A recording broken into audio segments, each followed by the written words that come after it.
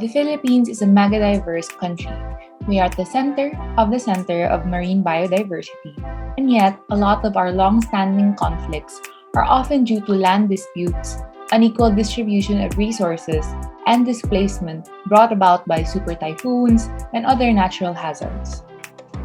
Hi everyone, I am Bianca Pabotoy and welcome to our Peaceful Classroom.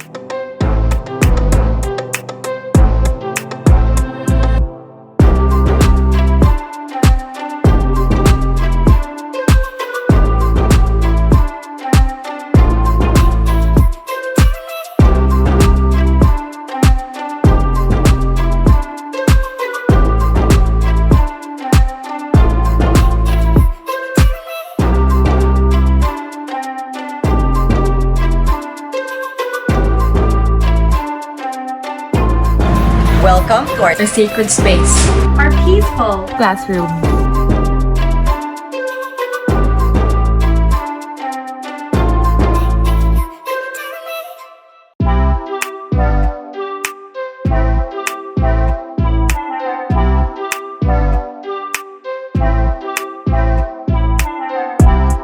Our Peaceful Classroom is a sacred space where parents, educators, and other professionals come together to talk about ideas on how to promote positivity and peace within ourselves, our families, and our communities.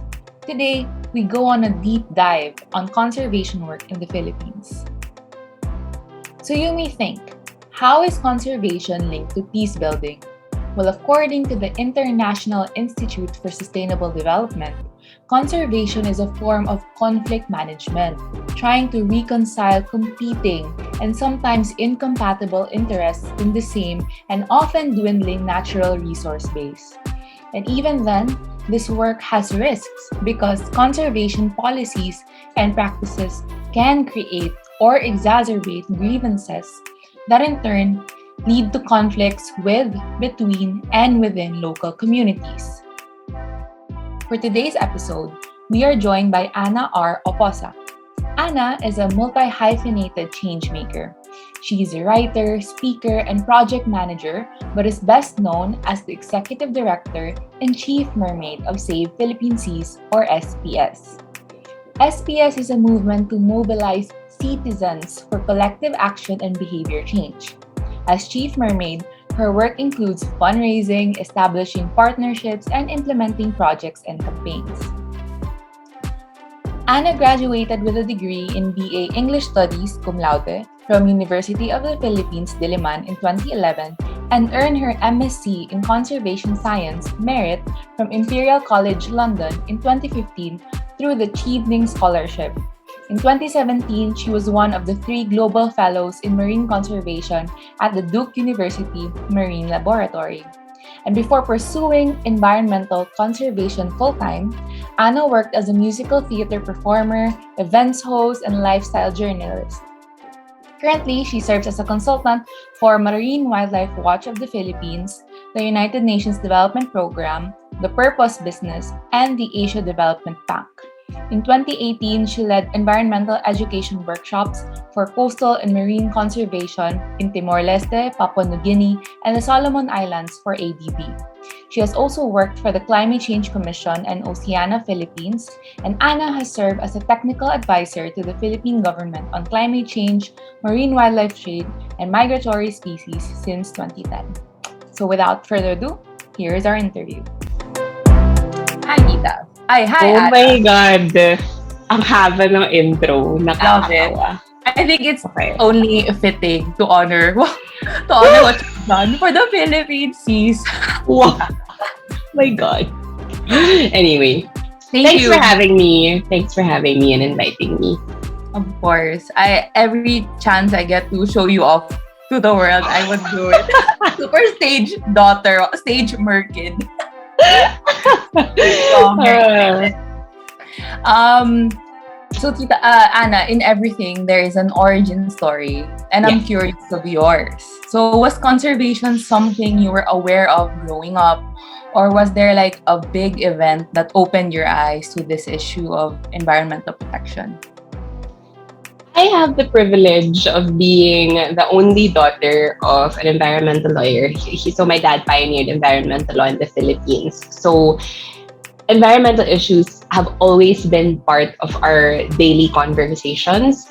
People sometimes mistake me as an environmental lawyer, and when they call me attorney Oposa, they're like, "Where did you get your law degree?" And I say, "From the dinner table," because it was just something that we did every chance. Like we would go to reforestation projects or swim in marine protected areas, and I actually thought that this is something that all kids did. Like I thought it was an ordinary childhood.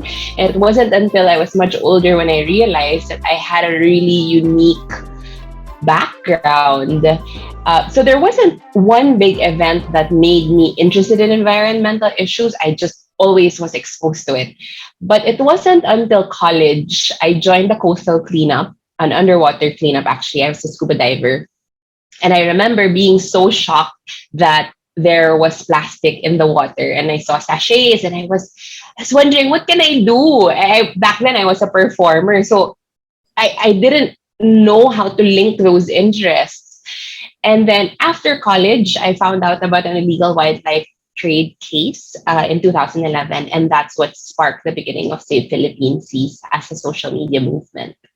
Nice. Maybe you can walk us through like what is a day in the life like for someone like for a conservationist, and especially now in quarantine because we're stuck at home and the environment Yes. is out there. So what is it like?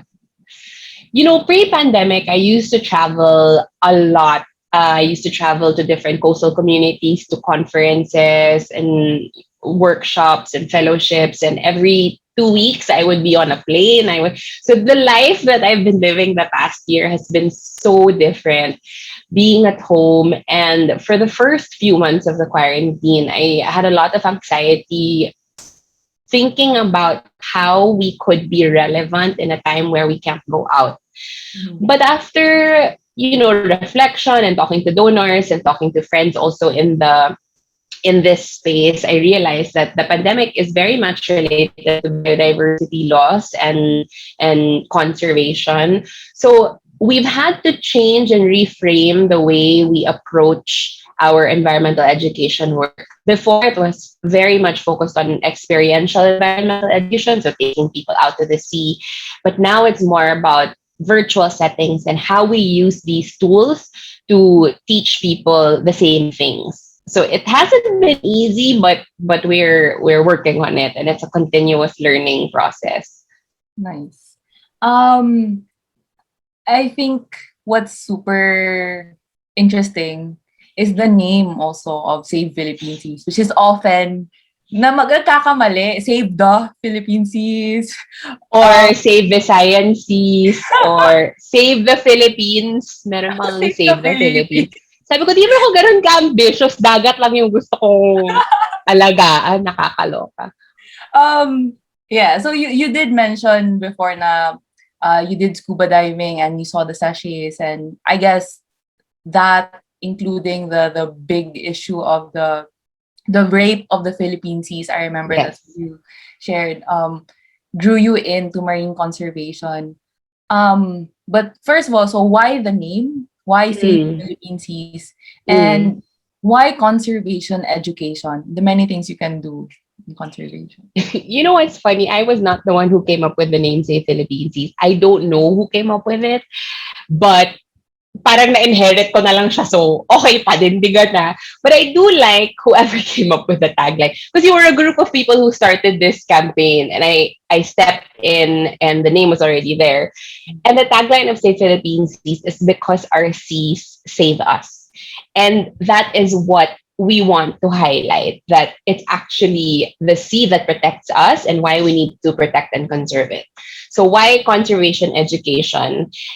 In my work, I realized that education is the most fundamental activity or approach that we can do. And so much of the conflict, so much of the misunderstandings that happen in communities is related to lack of education or low education. But not just that, it's also lack of opportunities to practice what we learn. a lot of our education system, I don't know about you, but when I was growing up, it was very much like rote memorization, diba? You study, you memorize, you take a test.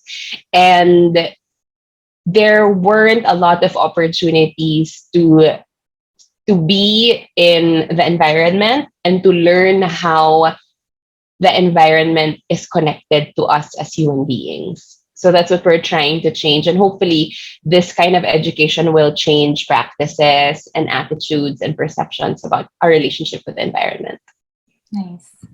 Um, I think we also, this is a great opportunity for us to think about right now why we need to care, because a lot of people, there are awareness, I think, has been raised, Yes. but I think sustaining the awareness is the challenge now. Mm, And since I have you here, maybe I think it's a good reminder for those who are listening, or for maybe the first time who's really hearing about like ocean conservation. Why is it important for us to care about the oceans? yeah, that's a really good question. And I feel that one of the mistakes that conservationists have made, or I wouldn't say mistake, but an approach that conservationists have done is always placing the ocean as something that's romantic, as something that is heroic to take care of, when in fact, for me, what I'm trying to teach or trying to reframe is that all of us have a responsibility to take care of the sea because it takes care of us, like the tagline of Save Philippine Sea suggests. What we don't realize is that number one, the sea provides so many jobs to millions of people, whether it's in shipping, fisheries, tourism, coastal-based tourism, to so much of the food that we eat, especially as Filipinos who rely on seafood as a source of protein, comes from the sea. And we don't make that connection because we see it nakapack na sa supermarket or nakahiga na sa palengke, di ba? Hindi na natin na-realize na ang galing pala yun sa dagat. Someone actually fished that and made its way to our plate. It's also a source of, when we talk about climate change, it's the biggest carbon sink in the world. So kung wala yung dagat, oh my God, pupulutin na tayo sa kangkungan. Wala nang humanity. And then last, we don't also understand that, or we don't often know that half of the oxygen that we breathe comes from the ocean. So pag walang tubig, walang buhay. No, wait lang, tita, ha. Umuulan na dito. So, let me close my windows kasi baka marinig. As in, like, super gray skies. I-edit mo to, ganun. Yes. Na, Oo, may team sila, no? Ayan. Nice. Okay. Lahat ng windows ay closed. Nakakaloka, tita. May typhoon ata. what? Dito Yeah, sobrang I know. init. Sana umulan na rin. Gosh. Okay.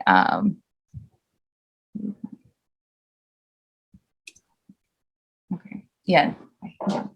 So thanks, Anna. And I think it's also important that we don't pit like critical issues from the other.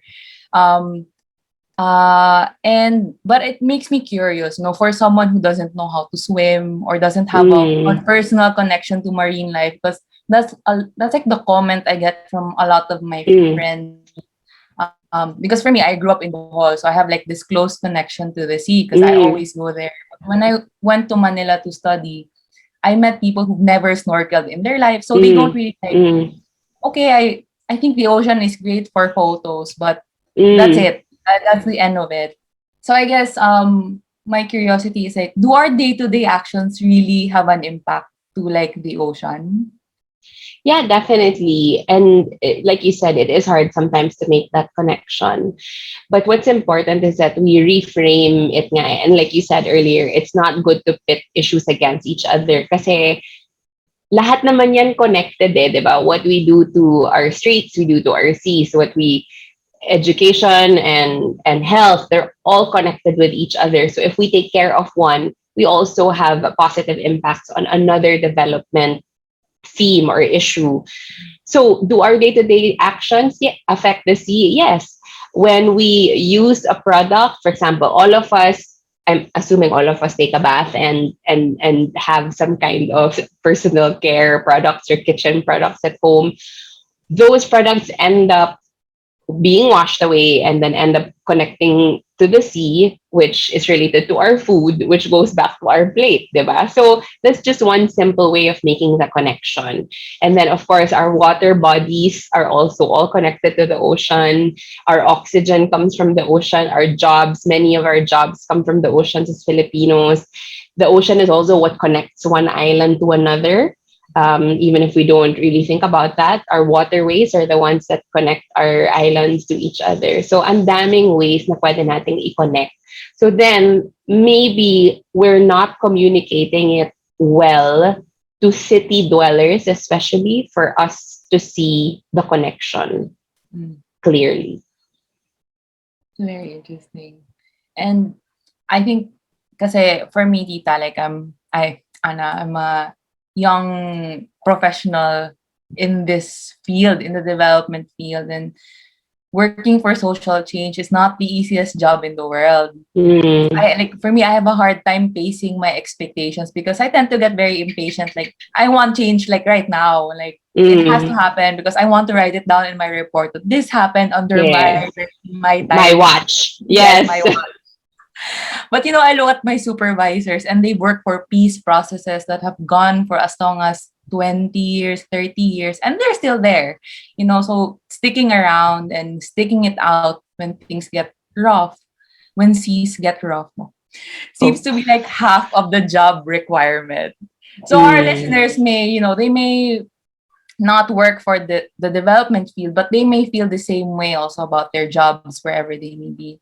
So um I was wondering, you muna, what's been like an unforgettable challenge, one that maybe disrupted your inner peace while doing your job, mm. and maybe you can walk us through the experience, how you handled yourself, your emotions, how you got through it, and maybe from there we can like find ways to apply it to our lives as well. No pressure. This is such a soul searching question. And when I read this question, there were two instances that came to mind.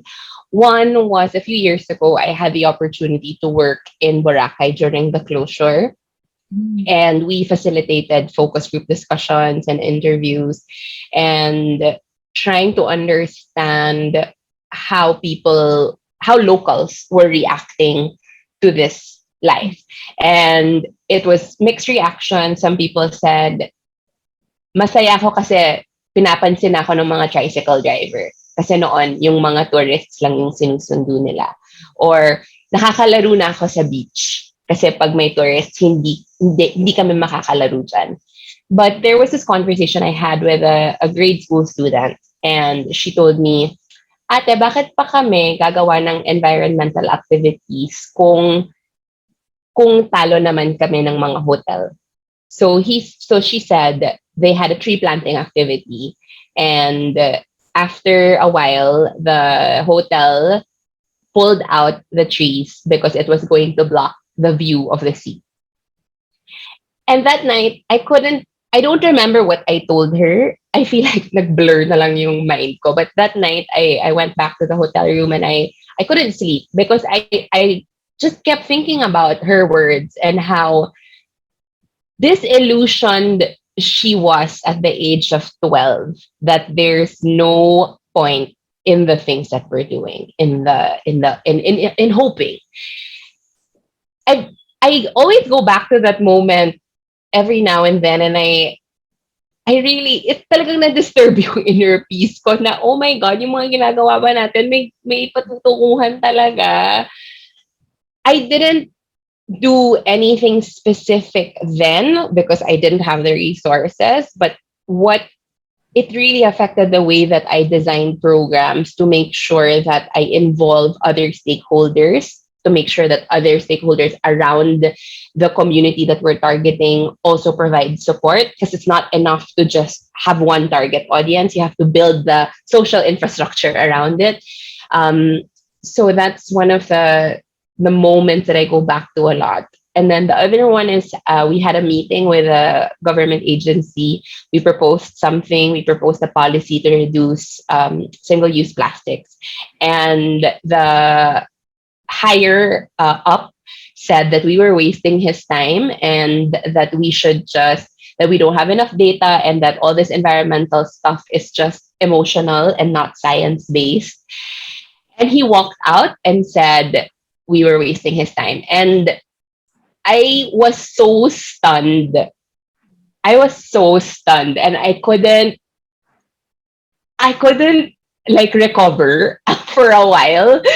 And it took me a few days to move on from my anger because I felt like, wow, taxes namin yung nagbabayad sa'yo ah. Tapos ganyan yung reaction mo. We're trying to help you do your job. But it also made me question my intentions and my emotions na bakit ako nagagalit? What is it about that made me angry? And what can I do about it? So, it's been 2 years since that experience, and we're still working on that policy. So, and it's moving forward. It has moved forward after a lot of work. And going back to what you said earlier about people who have been here for 30, 50 years, I think that's the realization that I had also. I'm also a very impatient person. In fact, if you look at my Instagram, my bio says impatient optimist. And what I've learned is that whatever is worth doing cannot be accomplished in a lifetime. And what other people do before us are our stepping stones. And us as leaders also, we're laying the foundation for other people to continue this work. Tsaka kahit naman mapass yung policy na gusto natin or tapos na yung program na gusto natin, may next step pa rin naman talaga eh. So it's understanding that this is a long game and that there's no finish line. So reminding myself that helps me pace myself and my ambitions. I love it. Actually, Tita, I watched your dad's interview in Bantayan. I think it was for like the Harvard Hindi ko pa napapanood yun. Oh. But yeah, he gave like a very good soundbite. Well, soundbite, pero no, I really wrote it down. And at that time, I was applying for the Sea and Earth camp of SBS. And he actually said na parang the seeds we plant today are like, we're planting in a garden. We're not gonna live to see anymore. So that's like how this field works. Now, you're doing something, there's a huge chance you won't see how it's gonna end up in, but that's not the point. Like the point is actually going through it. And I think it resonates a lot with what you just shared. And yeah, it's a good reminder na change really takes a very long time if you want it to stick around. And yeah. There was an article, just to that metaphor, there was an article I read by Rebecca Solnit. She's one of my favorite writers. And she wrote something like, when we plant a seed, we don't know if it will grow. We don't know if it will be a tree. We don't know if it will provide shade or bear fruit or whatever. But what matters is that you plant those seeds. Because you have to take that risk. And hope is really... So the planting those seeds is what your strategy is for not losing hope.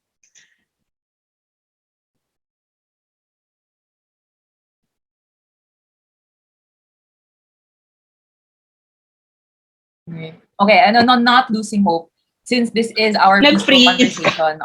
Nag-freeze ka for a second. I was like, good. Am I still on? Yes, you are. Okay, good. So ayun, we're back. On not losing hope, since this is our peaceful conversations, our listeners could find themselves relate to the challenges you had in your work, and aside from maybe reflecting, maybe you have some practical like tips on what we can do to keep ourselves motivated and again hopeful in such a cutthroat environment, lalo na ngayon sa pandemic na like everything's out to get you talaga, or you feel so helpless kasi so much is out of your hands na. Yeah. So, what can we do? Well, so earlier when you introduced me, you said before I was a conservationist, I was in musical theater. And when I was in musical theater, I learned the discipline of showing up.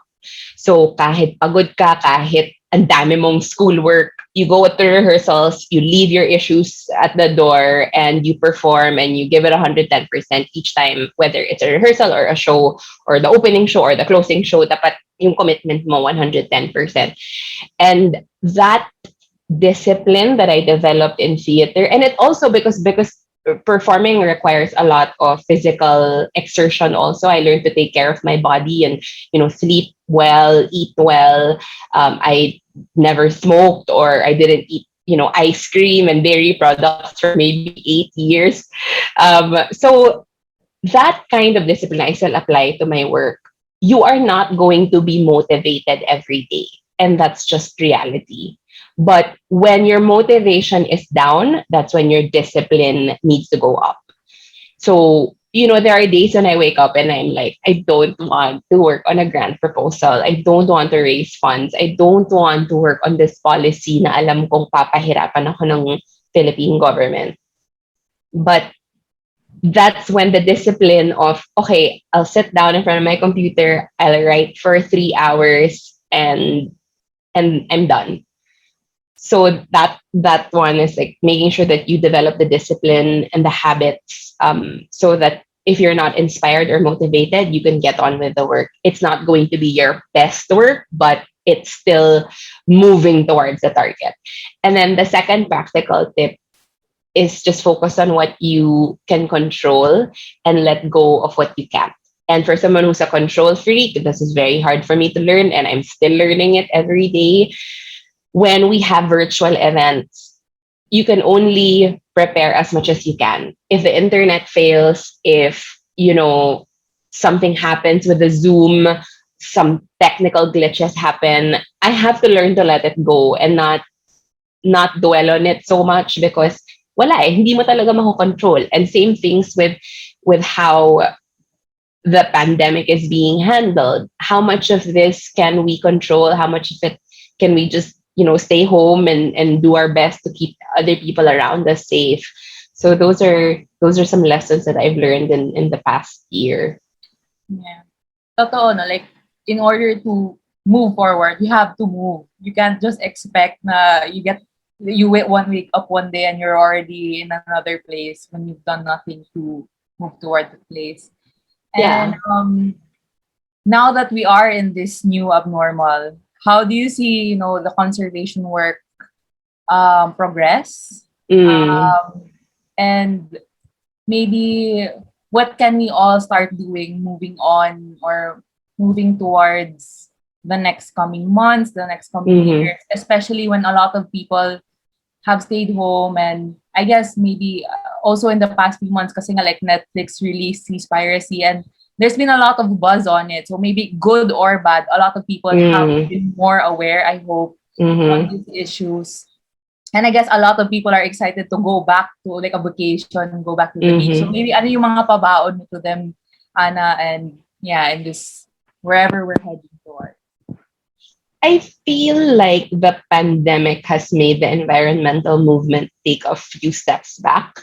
And that's a painful truth that we're grappling with. There are a lot of services, environmental services, that have stopped because of the pandemic for a while. There's an increase in medical waste, which is unavoidable. There's an increase in the daily use of plastics because of cross contamination and e commerce. For a while, there was no environmental patrolling of marine protected areas and forested areas because nga, we can't leave the house eh. So ang dami ring setbacks ng environmental movement, and then a lot of funding for conservation orgs disappeared. So I know organizations that have had to downsize or take pay cuts, and we're very fortunate that we still have funding to carry us through another year.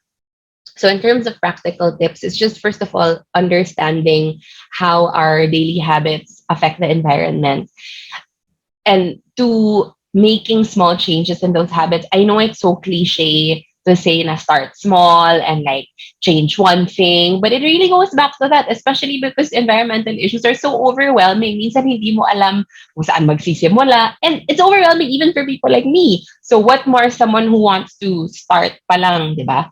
And then three, once you start building your muscle for environmental habits, then you can take it a little bit step higher. Now you can bring your community in. So well, if you live in a village, if you live in a barangay, ano yung pwedeng gawin ng barangay to to promote environmental behavior.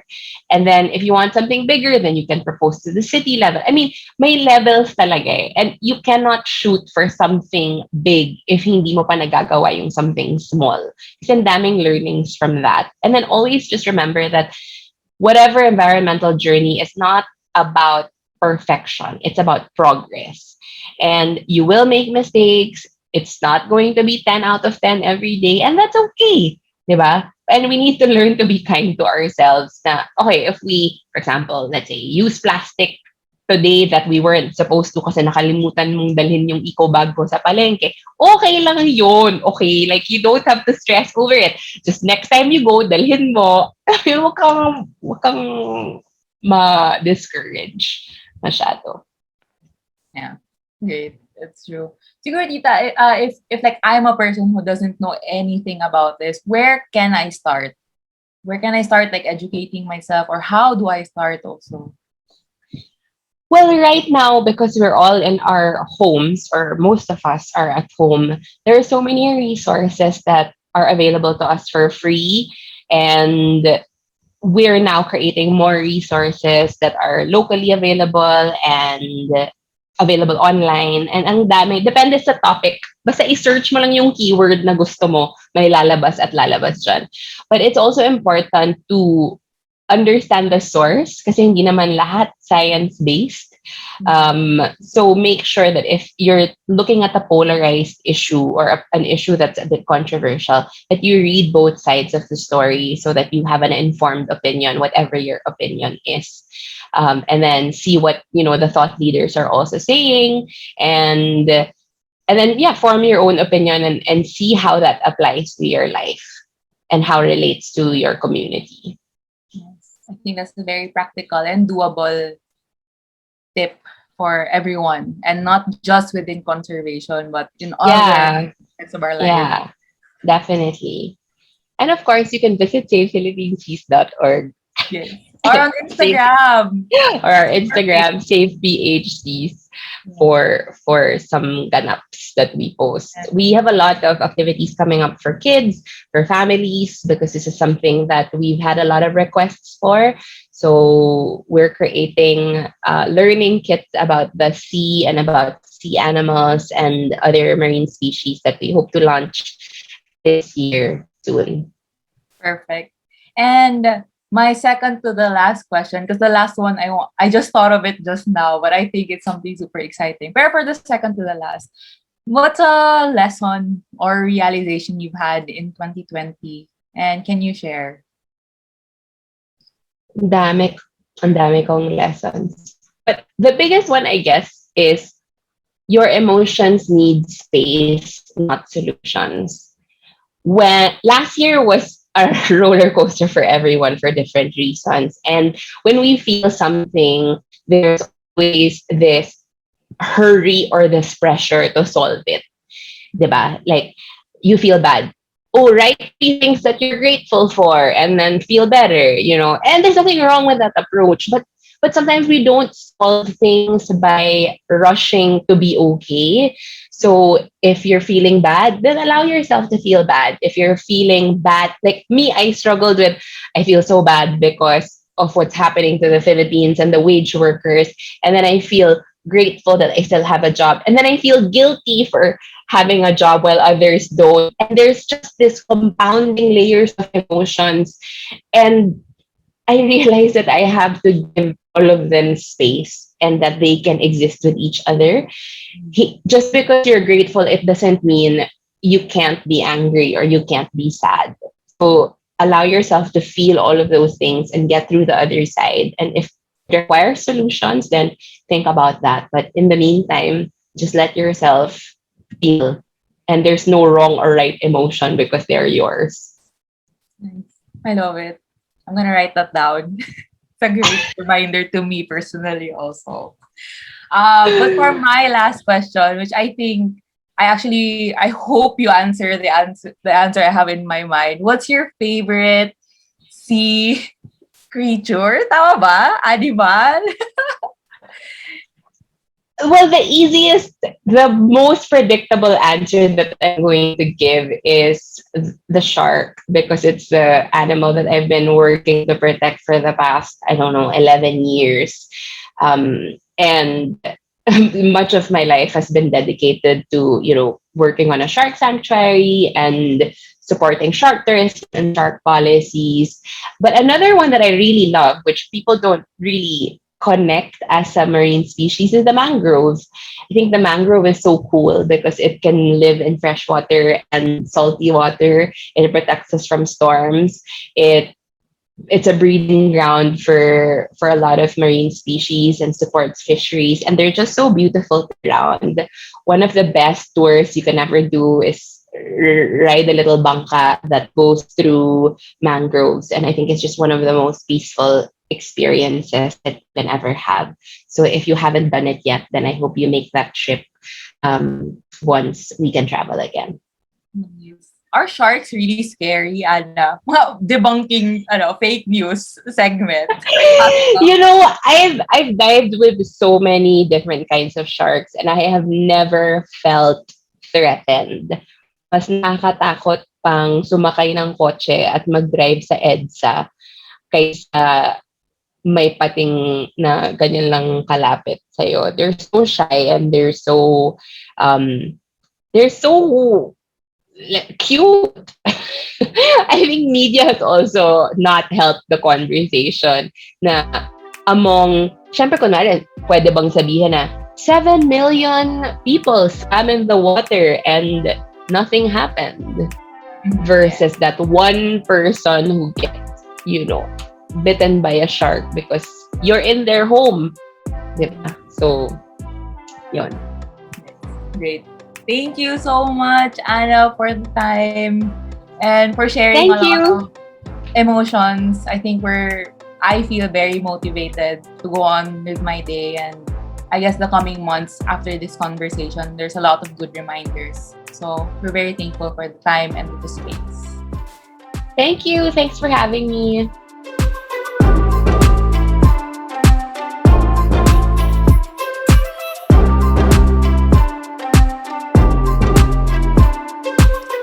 In this day and age, we have to understand that climate change is a threat multiplier that makes already dangerous social and political situations even worse.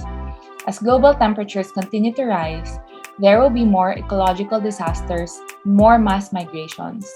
Because of high competition over resources, there will also be more domestic armed clashes, including civil war, that can spill beyond borders and destabilize entire regions. And so it is important more than ever that we need to see nature as something whose survival requires people to come together to protect it. That's it for today. This has been your friend, Bianca Pabotoy, and we hope to see you next time, only here in our sacred space, our peaceful classroom.